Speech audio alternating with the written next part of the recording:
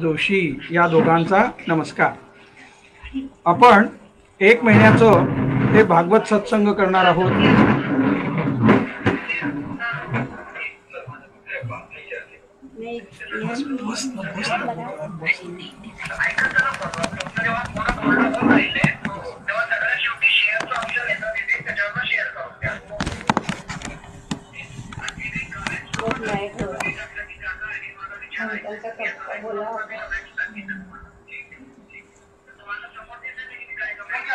आपण प्रार्थना म्हणूया. आजची प्रार्थना मोठी आहे, त्यामुळे आपण आपल्याला शक्य असेल तर आपल्यासमोर आपण टेक्स्ट ठेवा.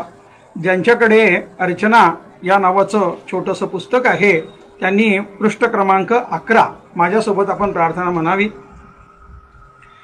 श्री अनंता मधुसूदना पद्मनाभा नारायणा जगव्यापका जनार्दना आनंद घना अविनाशा सकळ देवादिदेवा कृपाळु आजी केशवा महानंदा महानुभवा सदाशिवा सहजरूपा चक्रधरा विश्वंभरा गरुडध्वजा करुणाकरा सहस्रपादा सहस्रकरा क्षीरसागरा शेषशयना कमलनयना कमलापति कामिनी मोहना मदनमूर्ति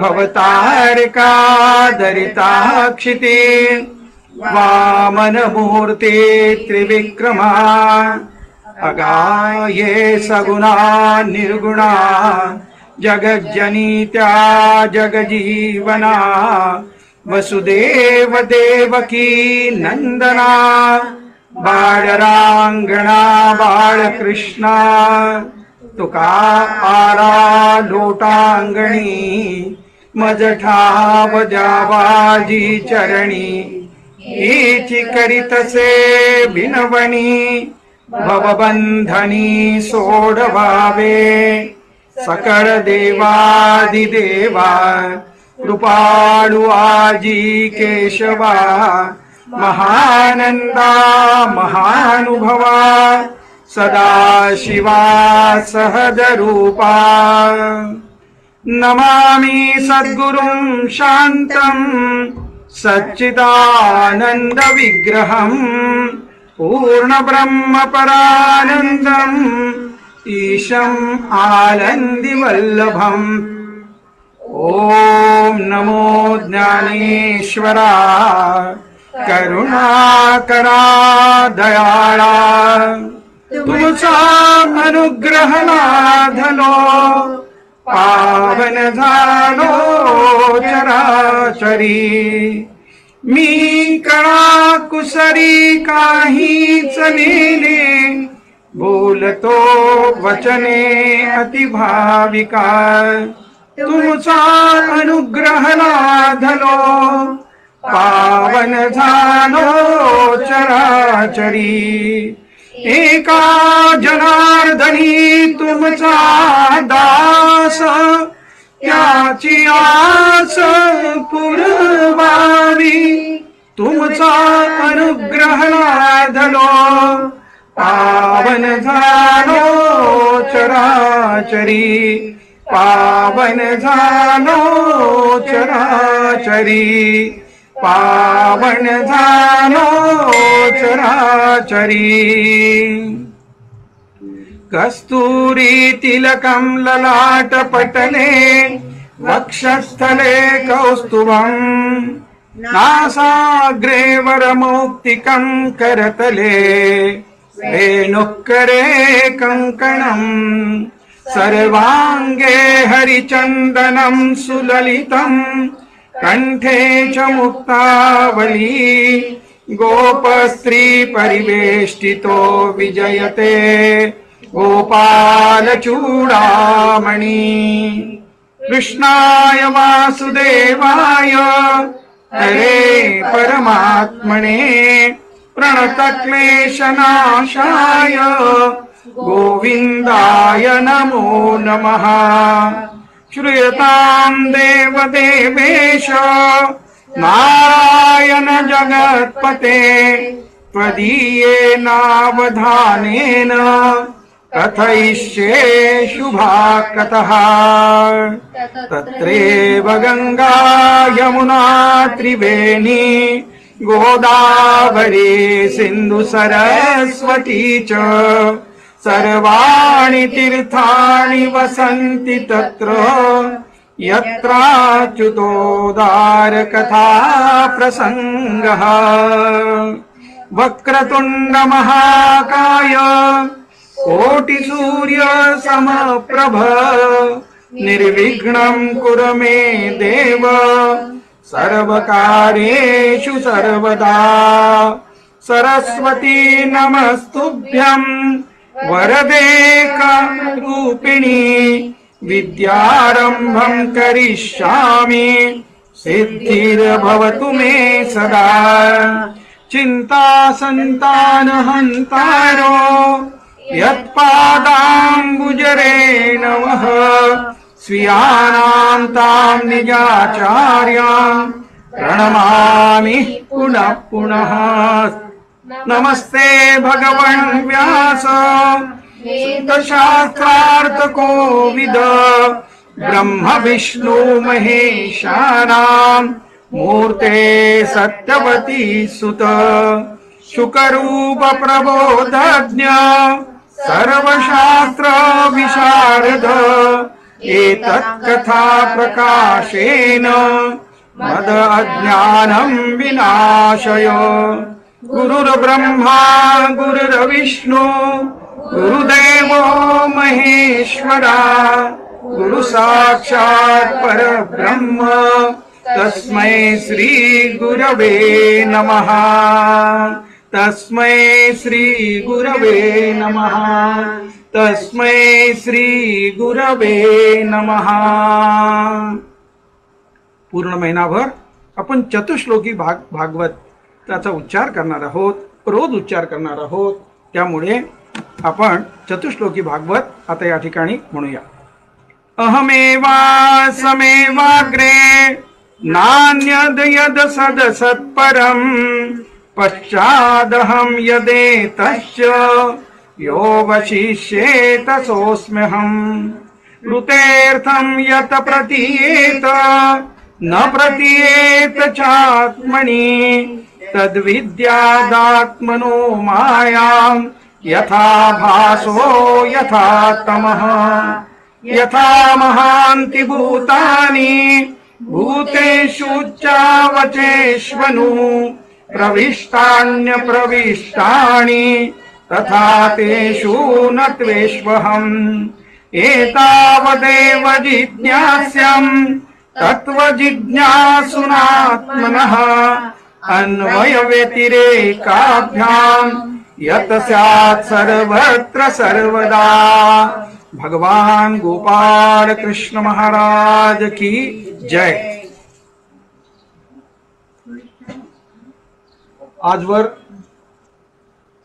ज्या महाभागांनी भागवत कथा केली त्या सर्व भागवत कथा करणाऱ्यांना माझा साष्टांग दंडवत।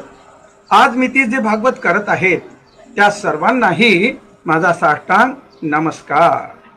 आजच्या कथेची जी काही आपल्याला सुरुवात करायची आहे ते महात्म्यापासून। महात्मा का म्हणून सांगितलं गेलं असेल तर कोणतंही ग्रंथ कोणतंही पुस्तक अगदी 8व्या वर्गाचं पुस्तक समोर ठेवल्या गेलं समजा तर त्या पुस्तकाचं अवलोकन कोण करेल? ज्याचा 7वा वर्ग झाला आहे तो करेल आणि जो पुढच्या वर्गात गेला तो करणारच नाही। त्यामुळं या ग्रंथाचं महात्म्य आणि त्याची उपयुक्तता आपल्याला कळली पाहिजे। आणि म्हणून हा जो ग्रंथ आहे या ग्रंथामध्ये 12 स्कंद आहेत आणि या 12 स्कंधामध्ये 335 असे अध्याय आहेत। मात्र त्याशिवाय सुरुवातीला महात्म्य सांगितले गेलेलं आहे आणि त्या महात्म्याचं आज आपण थोडक्यात अवलोकन करणार आहोत। महात्म्याचे 6 अशा प्रकारचे अध्याय आहेत आणि या महात्म्याची सुरुवात ज्या श्लोकानं झाली आहे तिथे आपण आता जाऊया. सच्चिदानंद रूपाय विश्वोत्पत्त्यादि हेतवे तापत्रय विनाशाय श्रीकृष्णाय वयं नुमः.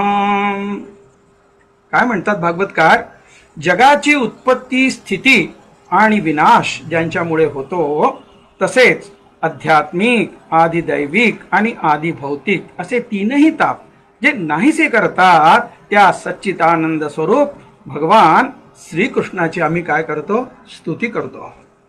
एक महिनाभर आपल्याला या भगवंताची स्तुती एक अनुष्ठान म्हणून करायची. रोज करतोय, नेहमीच करतो, मात्र या अधिक महिन्यामध्ये विशेषत्वाने आपल्याला ती रोज करायची आहे. कुठे जायचं बरं आता आपल्याला जायचं आता नैमिषारण्यामध्ये जायचं आहे. कुठे आलं नैमिषारण्य? अनेक लोकांना माहिती आहे आणि त्या ठिकाणी प्रत्यक्ष जाऊन भागवत ग्रंथ ऐकण्याचं आणि काही वक्त्यांना सांगण्याचं भाग्य प्राप्त झालेलं आहे. असं हे नैमिषारण्य जे आहे ते लखनौ शहरापासनं, उत्तर प्रदेशची राजधानी लखनौपासून जवळपास 100 किलोमीटर अंतरावर आहे. आज अरण्य असं फारसं राहिलेलं नाही आहे, मग परंतु स्थान महात्म्य जे काय आहे त्याचा विचार करता या नैमिषारण्यामध्ये आपण आता पोचूया.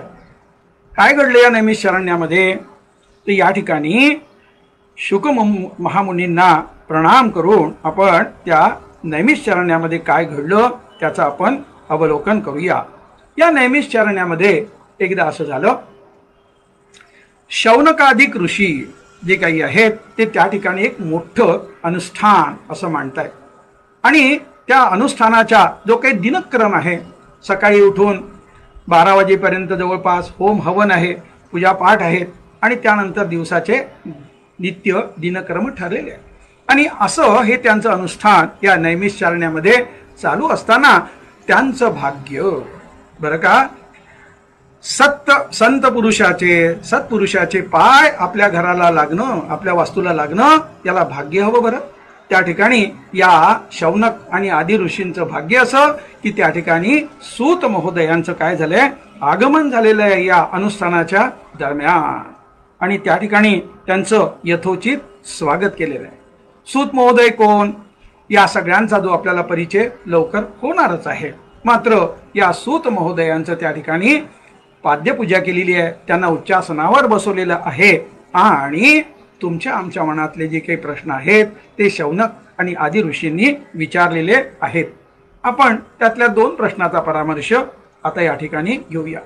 काय म्हणतात की माया आणि मोहापासनं, आता माया आणि मोह हा विषय का आला, तर ज्याला अध्यात्माची वाटचाल करायची आहे त्या जीवाला या माया आणि मोहापासनं काय करायची आहे, मुक्ती प्राप्त करायची आहे.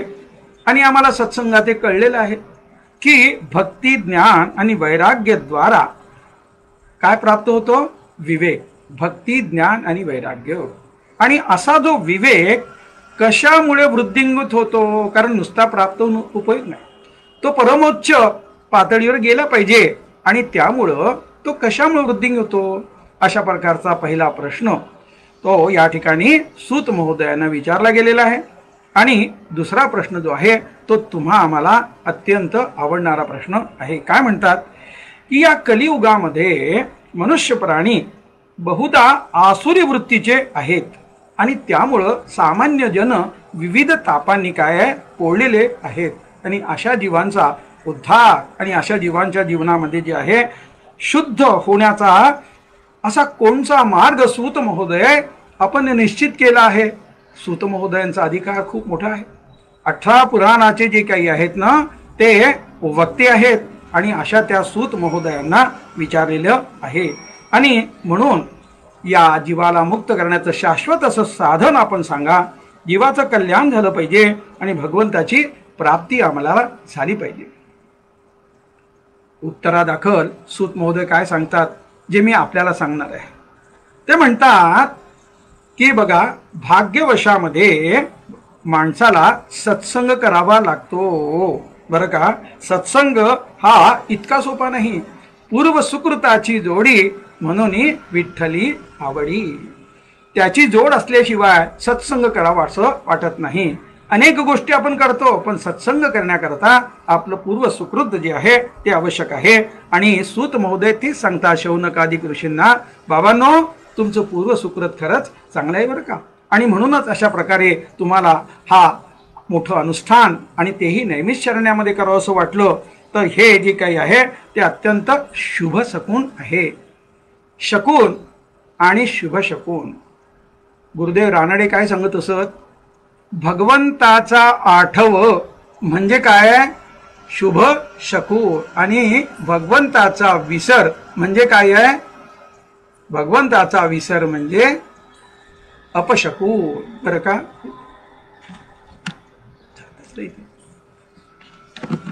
आणि अशा प्रकारे जे आहे ते या ठिकाणी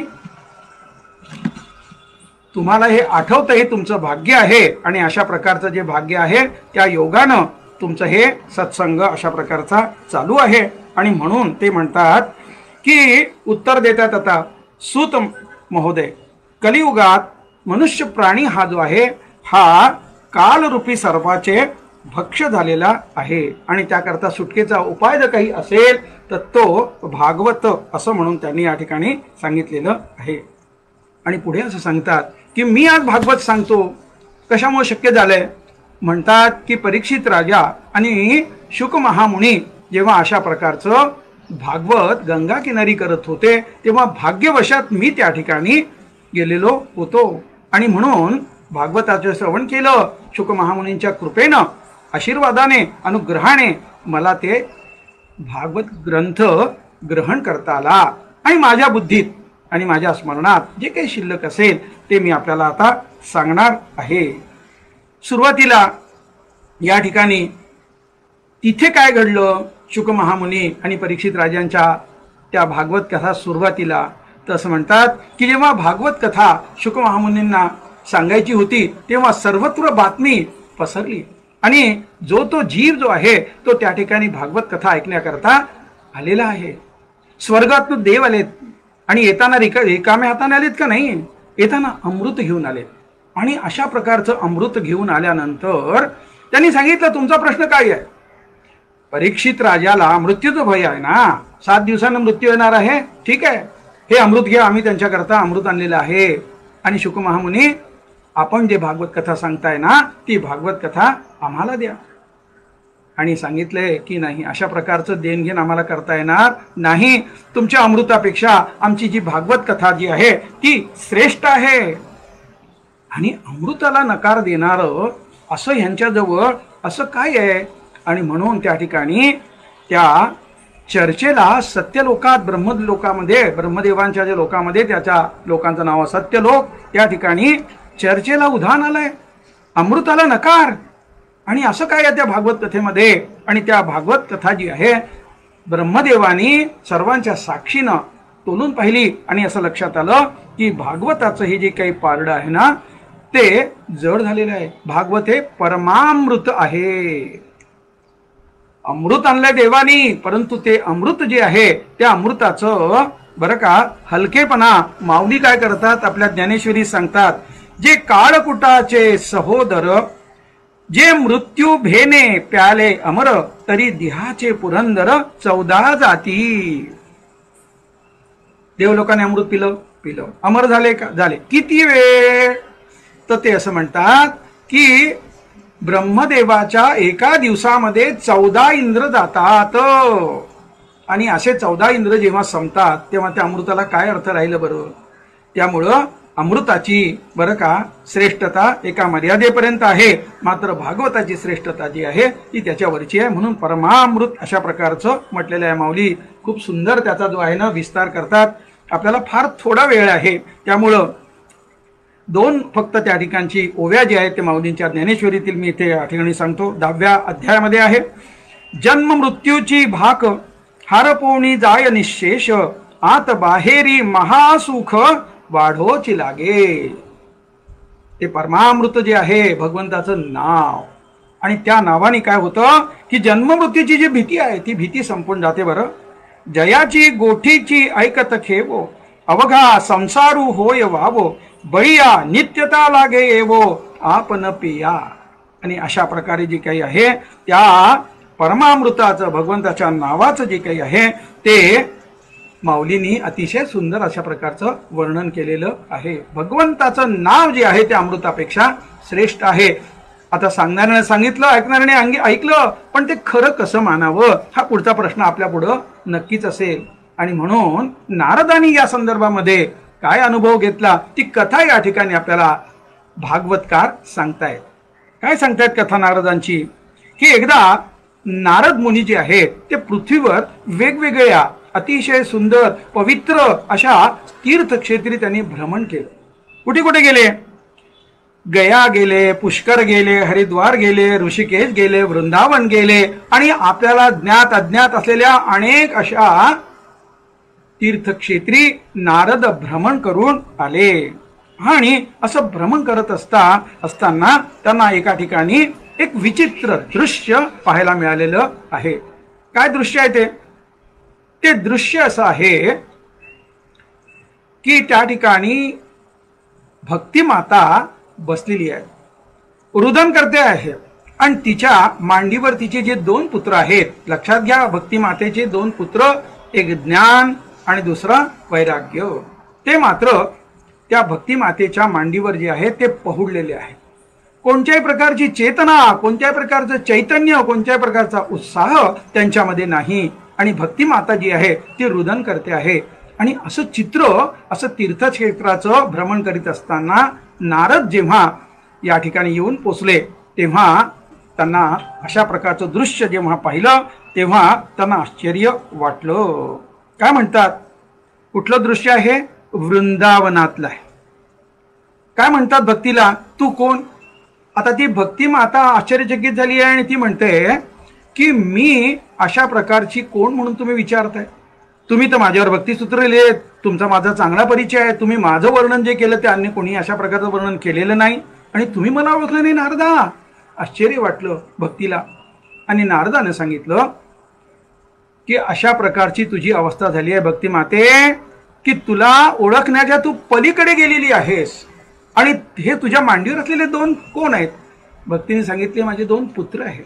हे दोन्ही पुत्र ज्ञान आणि वैराग्य जे आहेत ना ते गलित गात्र झालेले आहेत. आणि मी सुद्धा जी आहे मला आता चालण्याचे, आता कष्ट करण्याची शक्ती माझ्यात राहिलेली नाही. मी कशी तरी या ठिकाणी येऊन पोचलेली आहे. कुठून आली, कुठे गेली असा प्रश्न जेव्हा विचारला तेव्हा भक्तीनं आपली कथा सांगितली आहे. भक्तिमाता सांगते, माझा जन्म जो आहे तो द्रविड देशात झाला, म्हणजे आजचं तामिळनाडू. तेथून माझा प्रवास आणि जो काही आहे तो महाराष्ट्र, कर्नाटक अगोदर, नंतर महाराष्ट्र, अशा प्रकारे प्रवास झाला. त्या ठिकाणी मला सन्मान सत्कार उत्तम मिळाला. मी पुढे अजून जेव्हा गुजरातेमध्ये आली तेव्हा माझी वृद्धावस्था झाली आहे, माझं त्राण संपून गेलेलं आहे. आणि अशा प्रकारे या भक्तीची अवस्था का झाली हा खरं म्हणजे आपला आजच्या चिंतनाचा विषय आहे. मग भक्ती आम्हाला कळत नाही असं म्हणावं का? नाही, आम्ही तर भागवत करतो, आम्ही तीर्थयात्रेला जातो, आम्ही कुठे कुठे आणि काय काय करत नाही. आम्ही सत्कार्य करण्याला मागे आहोत का? नाही. देणगी देण्याकरता मागे आहोत का? नाही. आम्ही खूप काही करतो. आम्ही अन्नदान करतो, तीर्थयात्रा करतो, यज्ञ, दान, तप सगळं करतो, पण आम्ही भक्ती करत नाही. त्यामुळे भक्ती काय आहे हे आपल्याला समजून घेतलं पाहिजे.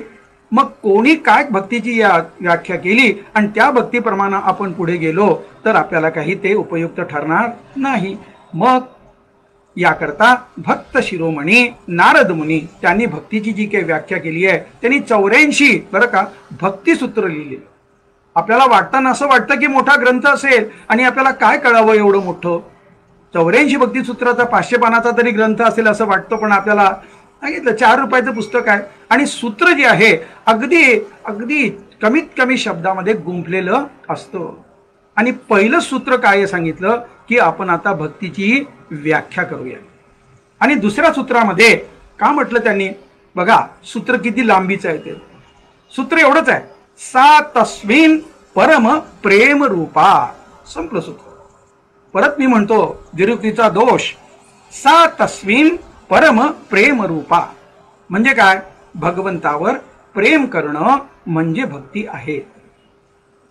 एवढं सांगून आणखी पुढे सांगितलंय. पण तत्पूर्वी नारदांनी काय केलंय की अनेकांनी ज्या भक्तीच्या ज्या व्याख्या केलेल्या आहेत त्या व्याख्येचं बरं का या ठिकाणी अगोदर परामर्श घेतलेला आहे.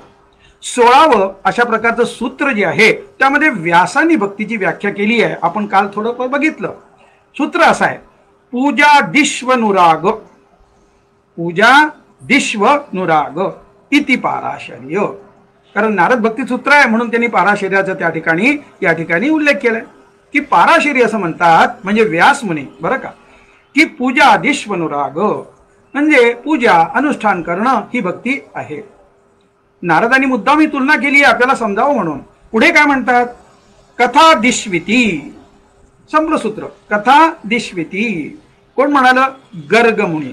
गर्गमुनी म्हणजे माझ्या सद्गुरूंचा जो काही गोत्र, अण्णा घाणेकरांचं जे गोत्र ते गर्ग गोत्राचे होते. ते अभिमानानं सांगत असत. कोण गर्गमुनी? तर गर्गमुनी ही यादवांचे गुरु बरं का.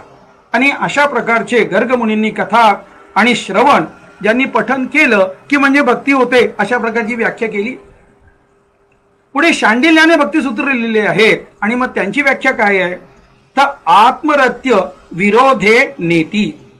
म्हणजे आत्मरत होण्याकरता ज्या ठिकाणी अनुकूल अशा ज्या ज्या गोष्टी आहेत त्या आवडणं म्हणजे भक्ती. म्हणजे आपल्याला रंगायचं कशामध्ये? आपल्याला रंगायचं भगवंताच्या भक्तीमध्ये. मग ते करण्याकरता आता भगवंताची जे जे भगवंताला आवडतं ते करण्याकरता ज्या ज्या गोष्टी आहेत मनापासनं तनापर्यंत आणि बाकी बाहेरची परिस्थिती या सगळ्या गोष्टीची अनुकूलता पाहिजे. त्यात रमणं म्हणजे भक्ती अशी एक शांडिल्य भक्तिसूत्राची व्याख्या केलेली आहे. मग नारदांनी भक्तीची व्याख्या काय केली आहे? नारदस्तु तदर्पिता खिलाचारता. आता त्यांची व्याख्या तदविस्मरणे परम व्याकुल तेती. त्याचं विस्मरण जे आहे ना त्यांनी मनुष्य जर व्याकुळ झाला तर ती काय झाली? ती भक्ती झाली आहे. व्याकुळ झाला पाहिजे जीव, ती भक्ती.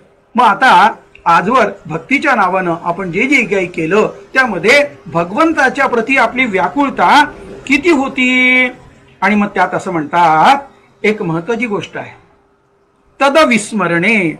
आता आपण असा म्हणायचं की भगवंताला आम्ही विसरतच नाही, भगवंताची सातत्यानं बरं का आम्ही भक्ती करतो. मग तदविस्मरणे हा शब्द कसा काय येईल बरं? आणि म्हणून त्याचा खुलासा करणं आवश्यक आहे. यदा कदाचित बरं का शब्दाला अत्यंत महत्व आहे. यदा कदाचित भगवंताचे अल्पकाळ का होईना जर विस्मरण झाले तर व्याकुळता अनुभवायला आली पाहिजे. आणि अशी आली म्हणजे ती भक्ती होय. आपल्याला वेळ नाही परंतु जसराजजींचा एक अतिशय सुंदर अशा प्रकारचा एक अनुभव बरं का नुकताच आलेला होता. आणि घर बदललं आणि त्या बदलण्यामध्ये त्यांचा रोजचा जो काही त्यांचा पूजेचा कृष्णाचा फोटो होता तो फोटो सापडत नव्हता. आणि तो फोटो जोपर्यंत सापडत नाही तोपर्यंत त्यांनी स्वतः अन्न घेतलं नाही. त्यामुळे त्यांच्या घरच्या लोकांनी अन्न घेतलेलं नाही. आणि भगवंतांनी जेव्हा पाहिलं की हे सगळीच मंडळी उपाशी झोपली आहे, भगवंतांनी दृष्टांत दिला जसराजजींना. नुकतंच त्यांनी देह ठेवलाय जसराजजींनी आणि सांगितलं अरे मी या ठिकाणी आहे ना. कारण भगवंताला आपला भक्त जो आहे आधुनिक काळातलं आत्ताच्या काळातलं उदाहरण आहे, जुनं जाऊ द्या पुराणातलं. आणि म्हणून त्या ठिकाणी जेव्हा दर्शन दिलं तेव्हा रात्री 3 वाजता त्या सर्व मंडळींनी स्वयंपाक केलाय, भगवंताला भोग चढवलाय. आणि मग भगवंताला अन्न दिल्यानंतर स्वतः व्यासजी आहेत, स्वतः जी आपले जसराजजी आहेत त्यांनी भोजन केलेलं आहे. आणि अशा प्रकारचं जे काही आहे ते भक्ती ही अशा प्रकारची आपल्याला अनुभवता आली पाहिजे. अशी आपल्याला भक्ती करायची आहे. आणि अशी भक्ती बरं का केली तर आपल्याला काय होईल? आपलं साध्य होईल. आपण ज्या करता ही धडपड करतो आहोत ती साध्य होईल. पुढे काय सांगतात नारदजी? आपलं म्हणणं जे काही आहे काय आहे? तदविस्मरणे परम व्याकुलतेती. हे जे त्यांचं तत्व आहे सिद्ध करण्याकरता पुढचं सूत्र देत आहेत 21वं. हे सूत्र 19वं आहे. सूत्र 21 असं सांगतात, यथा व्रज गोपिकानां. कशी व्याकुळता? गोपिकांना जशी व्याकुळता असायची भगवंताच्या विरहामध्ये, आणि अशा प्रकारची व्याकुळता म्हणजे भक्ती, अशी भक्तीचं वर्णन त्यांनी केलेलं आहे. आणि फार आपल्याला वेळ नसल्यामुळं फक्त आपल्याला आठवण करून देतो, सावरकरांचा प्राण कशा करता तळमळला होता? ने मदसी ने, घरी जाऊन काही आपल्याला संसार करायचा नव्हता. ने मजसी ने परत मातृभूमीला सागरा प्राण तळमळला. त्यांचं तळमळ जे आहे ते राष्ट्रभक्ती करता होतं. आपल्याला राष्ट्रभक्ती करण्याचं काम तर त्यांनी केलं, आपल्याला भगवंताची भक्ती करायची आहे. आणि अशी भक्ती पुढे असं सांगतात, अत्यंत महत्वाचा मुद्दा आणखी आपल्याला पुढे विचारात घ्यायचा आहे. या भक्तीचं महत्व सांगतायत नारद मुनी. 25वा सूत्र म्हणून सांगितलंय, सातु कर्म ज्ञान योगोभ्यो व्याधी कतरा. म्हणजे भक्ती ही कर्म ज्ञान योगापेक्षाही श्रेष्ठ आहे. का श्रेष्ठ? त्याचा खुलासा लगेच 26वं सूत्र आहे. किती शब्द छोटे आहेत बघा, परंतु केवढा अर्थ आहे त्याच्यावर. एका एका सूत्रावर 3-3 तास प्रवचन करणारे अभ्यासक आहेत बरं का. फलरूपत्वात, भक्ती जी आहे ना ती फलरूपच आहे. म्हणजे वैशिष्ट्य असं आहे, प्राप्त काय करायचे तर भक्तीच, आणि साधन काय आहे भक्तीच. अशी ही भक्ती आहे. जसं गोंदवलकर महाराज सांगत असत की नाम ही गोष्ट अशी आहे की त्यानीच आपल्याला नाम प्राप्त करायचं, नामी व्हायचंय. नाम घेता घेता नामी व्हायचंय. तशी भक्ती जी आहे ही फलरूपत्वात, अशा प्रकारचं हे सूत्र या ठिकाणी सांगितलं. आणि आपल्या या म्हणण्याला त्यांनी सनत कुमारांचा जो आहे ते दाखला दिलाय. आणि सूत्र क्रमांक 30 मध्ये असं म्हणतात, स्वयं फलरूपतेती ब्रह्मकुमारा. ब्रह्मकुमार म्हणजे सनत कुमारांचं हेच म्हणणं आहे की भक्ती जी काय आहे ती स्वयंसिद्ध फलरूप आहे. आता या ठिकाणी आपल्याला भक्तीचा नारद सूत्रावर आपल्याला बोलायचं नाही, त्यामुळे जास्त काही विचार करायला नको त्या ठिकाणी. परंतु त्या ठिकाणी 5वं सूत्र जे आहे त्यांनी आपण समारोप करूया. काय म्हणतात? यत प्राप्य न किंचित वांछती न शोचती न द्वेष्टी न रमते नोत्साही भवती. आता या ठिकाणी या सूत्रामध्ये पुन्हा साधना आणि साध्य या दोन्ही गोष्टीची या ठिकाणी रचना केलेली आहे. काय नको? नारदजी असं म्हणतात की या भक्तीच्या प्राप्तीने जीव कशाची इच्छा धरीत नाही. मग भक्ती कशाला म्हणावं? जेव्हा आपलं मन कोणत्या प्रकारची आता इच्छा करत नाही, कशाचा शोक करत नाही, आपल्यावर संकट आली तर त्याचे शोक करत नाही, कुणाचा मत्सर करत नाही, आणि लौकिक विषयामध्ये मन रमत नाही, अशी जेव्हा आपली जीवाची स्थिती प्राप्त होईल तेव्हा आपल्याला खऱ्या अर्थानं भक्ती आपल्या आचरणात येते आहे असं म्हणायला काही हरकत नाही. मग याला मार्ग कोणचा? मार्ग तोच म्हणजे पुन्हा तेच, नाम घेतलं की नामी व्हायचे. तसं आता आपल्याला यापुढं कशाची इच्छा करायची नाही, कुणाचाही शोक करायचा, कुणाचाही मत्सर करायचा नाही, कुठलाही कशाचा शोक करायचा नाही, आणि विषयामध्ये मन रमवायचं नाही. हे जितकं आपण तीव्रतेने अखंडत्वाने करू तेव्हा भक्ती काय होईल? सिद्ध होईल. मग अगोदर आपण काय सांगितलं? साधना भक्ती. मग सिद्ध भक्ती काय आहे त्याचा आपण या ठिकाणी परामर्श घेऊन थांबणार आहोत. साधना भक्ती म्हणजे ते वर सांगितल्याप्रमाणे सूत्र क्रमांक 2, सा तस्मिन परम प्रेम रूपा. भगवंताविषयी प्रेम वाटणं म्हणजे ही साधना भक्ती झाली. आणि मग सिद्ध भक्ती, त्या सिद्ध भक्तीचं नाव आहे अमृत स्वरूपा. आणि ती कशी प्राप्त आहे? तिचं नावच त्यांनी दिलंय अमृत स्वरूपाच. म्हणजे हीच भक्ती जेव्हा अमृत स्वरूप प्राप्त तिला होतं केव्हा? जेव्हा जेव्हा तुम्ही अशा प्रकारचं आचरण कराल, कुणाचा द्वेष नाही, कुणाचा मत्सर नाही, कशाचा शोक नाही, आणि संसारामध्ये रमण नाही, ती भक्ती. आता पुन्हा विचार करा, आपण तीर्थयात्रेला जातो, आपण आणखी अनेक गोष्टी करतो, पण त्या भक्तीमध्ये आपण रमलो समजा, त्या सगळ्या गोष्टी रमलो तर ती भक्ती होईल का? कालच्या बोलण्यात आपल्याला आठवण करून दिली होती. वक्त्याला आहेर करतात, वक्त्याला ग्रंथ, मूर्ती, आणखी काही भेट देतात, ग्रंथ भक्त्याला दक्षिणा देतात, नमस्कार करतात. ह्या सगळ्या गोष्टी करू नका म्हणून मला सांगणं नाही, माझं एवढंच सांगणं आहे, ही भक्ती होईल का? आणि ही जर भक्ती होत असेल तर आपण बाबांनो 84 लक्ष फेरीचा बरं का आपण तरतूद करून ठेवली असं भागवतकार सांगतात. मला जे कळले ते आपल्यापर्यंत अशा पद्धतीने मी आपल्याला नेतो. फार थोडा वेळ उरलेला आहे आणि त्या थोड्या वेळामध्ये या ज्ञान भक्ती वैराग्याचं पुढे काय झालं तेवढं आपण परामर्श घेऊ आणि आजच्या या आजचं जे काही पुष्प आहे त्या पुष्पाला या ठिकाणी आपण संपन्न करूया. काय म्हणतात की अशा प्रकारची त्या भक्तीची ज्ञान वैराग्याची स्थिती पाहता नारदांनी अनेक प्रयत्न केले. ज्ञान आणि वैराग्य आणि भक्ती मातेला चेतना प्राप्त व्हावी या ठिकाणी त्यांनी अनुष्ठान केले. मात्र अशा प्रकारची प्रयत्न करूनही ते उठत नाहीत. कुठल्याच प्रकारचा त्यांचा परिणाम होत नाहीये. त्यांना ऊर्जितावस्था चैतन्य प्राप्त होत नाही. अशा प्रकारचा नारदांनी अनुभव घेतला आणि त्याच वेळेस नेमकी आकाशवाणी झाली. ग्रंथकार सांगतात, भागवतकार सांगतात, सूत मुनी सांगतात शौनकादिक ऋषींना की बाबांनो अशा त्या परिस्थितीमध्ये एक आकाशवाणी झाली आहे. आणि आकाशवाणी झाल्यानंतर आकाशवाणीतनं 2 संदेश बाहेर आलेले आहेत. पहिला संदेश, नारदा ज्ञान भक्ती वैराग्य यांना ऊर्जितावस्था प्राप्त होण्याकरता तुम्हाला सत्कार्य करायचं आहे. आणि दुसरं, हे सत्कार्य तुम्हाला संत सांगतील.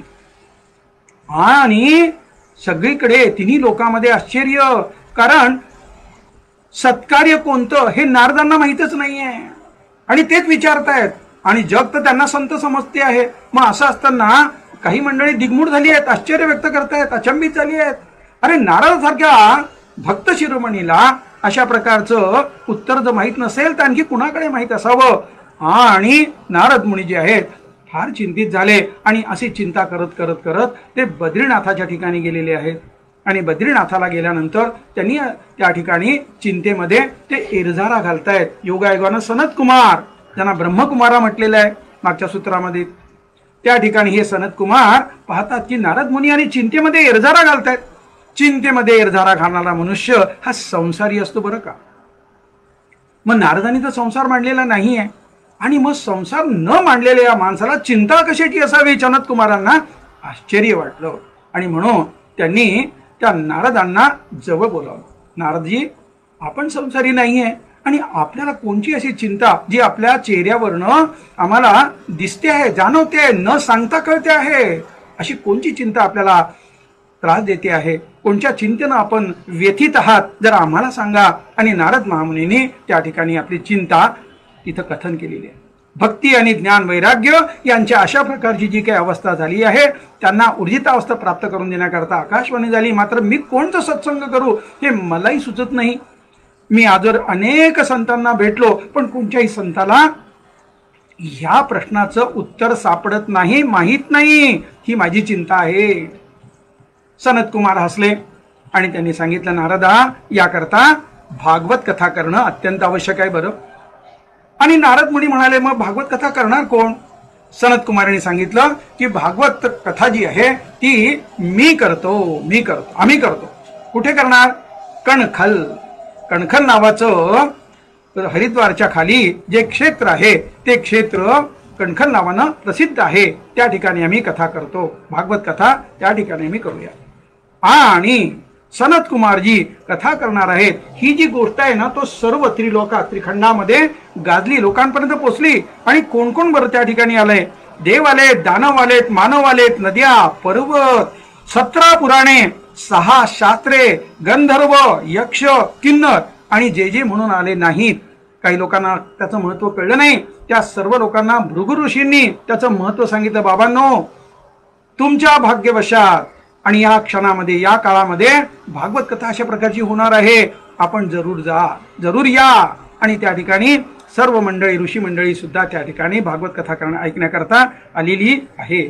आणि त्या ठिकाणी अत्यंत महत्वाचं अशा प्रकारचं काही निवेदन पूर्वी त्यांनी केलेलं आहे. सनत कुमारांनी काय म्हणतात? सदा सेव्या श्रीमद भागवत कथा यस्य स्मरण मात्रेन हरिश्चिंत श्रमाययेत. पुन्हा भागवत कथा श्रवण करावी. का करावी पुन्हा? तर ते असं म्हणतात की भागवत कथा श्रवण केल्यानंतर तुमच्या हृदयामध्ये श्रीहरी विराजमान होणार आहे आणि म्हणून ते मुळात विराजमान होईपर्यंत तुम्हाला पुन्हा पुन्हा भागवत कथा ऐकायची आहे. पुढे काय म्हणतात, कथा भागवत स्थापी नित्य भवती यदगृहे, नित्य भवती यदगृहे तदगृहं तीर्थरूपम ही वसता पापनाशनम. आपल्याला घराघरामध्ये कलश स्थापन करून भगवंताचं अधिष्ठान त्या ठिकाणी आमंत्रित करायला सांगितलं. अशा करता सांगितले की या श्लोकाच्या आधारे मी आपल्याला प्रार्थना केली होती की ज्या घरामध्ये अशा प्रकारची भागवत कथा होईल त्या घरातील ती वास्तू आणि तिथं राहणारे जी काही मंडळी आहेत त्यांचं पापक्षालन अशा प्रकारचं होणार आहे. आणि म्हणून भागवत कथा ही वाचल्या गेली पाहिजे, ऐकल्या गेली पाहिजे. कथेचं महत्व सनत कुमार पुढे सांगता, न गंगा न गया काशी पुष्करन्न प्रयागकम शुकशास्त्र कथा याश्च फलेन समता नये. ही सगळी पुण्यक्षेत्र जी आता सांगितली, न गंगा गया काशी पुष्कर प्रयाग सगळं उत्तम, परंतु त्यांचं जे काही महात्म्य आहे ना त्या महात्म्यापेक्षा हे शुकशास्त्र म्हणजे भागवत कथा जी आहे ती वरच्या दर्जाची आहे. शुकशास्त्राची बरोबरी ही आपलं कोणतंही तीर्थक्षेत्र करू शकत नाही. आणि पुढे म्हणतात, यत् फलम नास्ति तपसा न योगेन समाधिना अनायासेन तत्सर्वं सप्ताह श्रवणे लभेत. आणि अशा प्रकारचं सप्ताह कथा आपण केलीत म्हणजे जे फळ तप ज्ञान दान यज्ञ तीर्थयात्रा यांनी जे मिळणार नाही. भगवद्गीतेमध्ये 11व्या अध्यायात भगवंतांनी एकदा नाही दोनदा स्पष्ट केलेलं आहे, या मार्गाने माझी प्राप्ती नाही, माझी प्राप्ती फक्त भक्तीनं होते.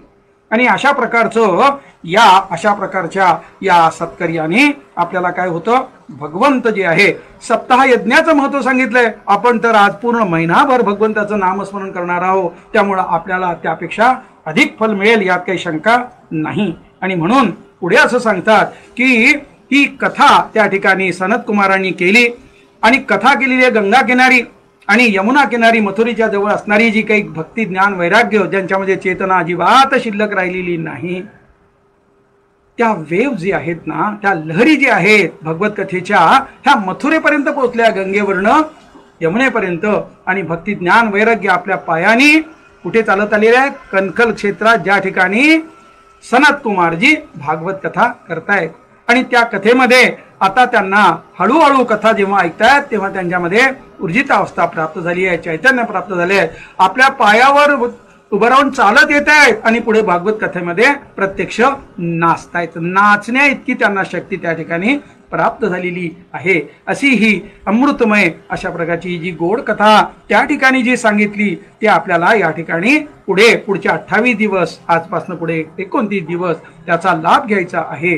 पुढे ज्ञान भक्ती वैराग्य पुष्ट झालेले आहेत आणि त्या ठिकाणी प्रत्यक्ष भगवंत त्या ठिकाणी प्रविष्ट झालेत आणि सांगितलंय की ज्या ज्या ठिकाणी अशा प्रकारचं माझं नामस्मरण होत राहील त्या ठिकाणी मी प्रत्यक्ष हजर असेन, उपलब्ध असेन. आणि अशा प्रकारचा भगवंताचा आशीर्वाद तुम्हा आम्हाला प्राप्त होवो. आपल्या घरात आणि आपल्या परिसरामध्ये भगवंत अशा प्रकारचे येऊन प्रविष्ट होवोत आणि आपण जी काही कथा करत आहात त्यांनी ते प्रसन्न होत आणि तुम्हा आम्हाला कृपा प्रसाद त्यांचा प्राप्त होवो. पुंडलीक वरदा हरी विठ्ठल श्री ज्ञानदेव तुकाराम सद्गुरु श्री ज्ञानेश्वर महाराज की जय. भगवान गोपाल कृष्ण महाराज की जय. श्री कृष्ण गोविंद हरे मुरारे हे नाथ नारायण वासुदेव. ठीक झालं एंड कर